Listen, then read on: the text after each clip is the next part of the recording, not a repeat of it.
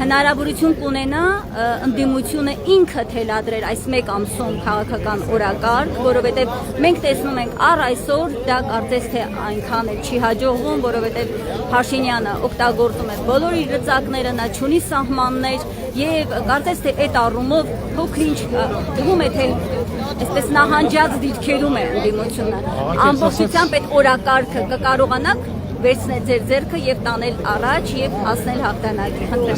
Նախ հիշեցնեմ ձեզ, որ քաղաքականությունը մանրադրաշապը այլնավների մրցակցային գործընթաց է։ Եվ այո, պետք է արձանագրել, որ գործող վարչախումբը ունենալով բազմապիսի լծակներ, փորձում է, այո, օրակարգի ինքը թելադրել, մասնավորապես օրինակ եվրոպական քաղաքական համայնքի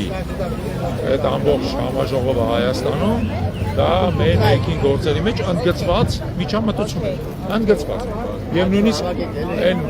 եվրոպական ղեկավարները, որոնք մասնակցում են, մասնավորապես Ֆրանսիայի նախագահ, չէին էլ թաքցնում իրաց աջակցությունը գործող վարչախմբին։ Հասկանալի է, մենք տեսնում ենք այդ միջամտությունը։ Բայց այդտեղից բոլորովին չի հետևում, որ այն վարչախումբը, որը երկրում մեղմ ասած բավարար ժողովրդականություն այլևս չի վայելում, կարողանալու է 8 տարի անընդհատ մարդկանց խաբելուց հետո շարունակել նորից նրանց խաբել եւ կեղծ օրակարգեր պարտադրել։ Ես կարծում եմ, որ չեմ կարող ամբողջ ընդդիմության համար խոսել, դրա դեպքում մենք գտնվում ենք ուժեղ Հայաստանի միջոցառմանը եւ մենք էլ ներկայացնում ենք Հայաքվեն, որը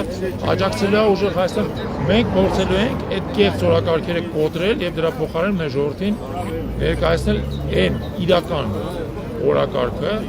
ազգային պետության օրակարգը, որը մենք դավանում ենք եւ որը մեզ բերել է այստեղ, որը մեզ բերել է այս պայքարի մեջ, որը մեզ պահում է այս պայքարի մեջ արդեն վերջի մի քանի տարիների ընթացքում այն պահից սկսած, երբ որ մենք հասկացանք, որ այս վարչախումբը դավաճանում ըստեյության մեր ազգային շահերին եւ պատրաստ է դրանք շարունակաբար հանձնել սեփական իշխանությունը երկարաձգելու համար։ Պարոն Չարաբյան, ինչ եք կարծում, մեր ժողովրդի մոտ կա այդ գիտակցումը, որ սա գոյապայքար է, ոչ թե սովորական ընտրություններ են եւ դուք էլ կարծեմ պետք է իմանաք, որ սա սովորական խաղի կանոններով ընթացող քաղաքական պայքար չէ։ Հայի հայկականության լինել չլինելու խնդրի առաջ է։ Բնականաբար, տեսեք, մենք անընդհատ խոսում ենք նրա մասին, որ սա հանրաքվե է, անընդհատ, որ սա գոյաբանական ըստ էության ընտրություններ են, ոչ թե քաղաքական, եւ այն, որ մենք ուժեղ Հայաստանին ենք աջակցում, նաեւ դրանով է պայմանավորված, որ մենք սա չենք վերաբերվում որպես զուտ քաղաքական գործընթաց, սա գոյաբանական ըստ էության ընտրության խնդիր է մեր ժողովրդի հիմա։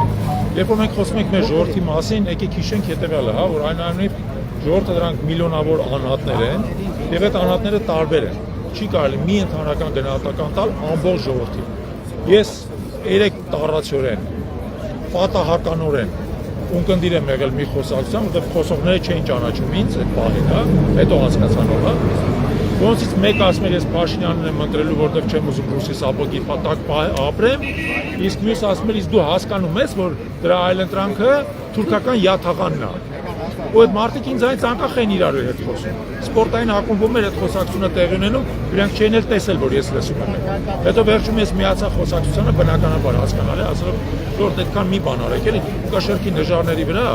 չի կարելի ռուսական ու թուրքական ազդեցությունը դնել։ Շատ պարզ պատճառով, որովհետև խորհրդային միության, ռուսական կայսրության իրավաճ առանգով խորհրդային միության, մենք ունեցել ենք խորհրդային հանրապետություն, ունեցել ենք հայկական ոչ լիարժեք, բայց իշխանություն, մեր մշակույթն ու տնտեսությունն է զարգացել, ի վերջո մենք ձևավորվել ենք որպես ժամանակակից ազգ թուրքական իշխանության պայմաններում։ Մեր ժողովուրդը կոտորվել է, հայրենիքը ավերվել է, հայկական հետքերը ջնջվել են, նույնն է հիմա տեղի ունենում Ադրբեջանում։ Դուք ռուսին ու թուրքին հավասար նժարների վրա մի դրեք անընդհատ, մի դրեք ու մի փորձեք կեղծ վտանգ ներկայացնել։ Իրական վտանգը Թուրքիայից ու Ադրբեջանից է գալիս եւ մենք տեսնում ենք դա ինչպես է իրականացվում։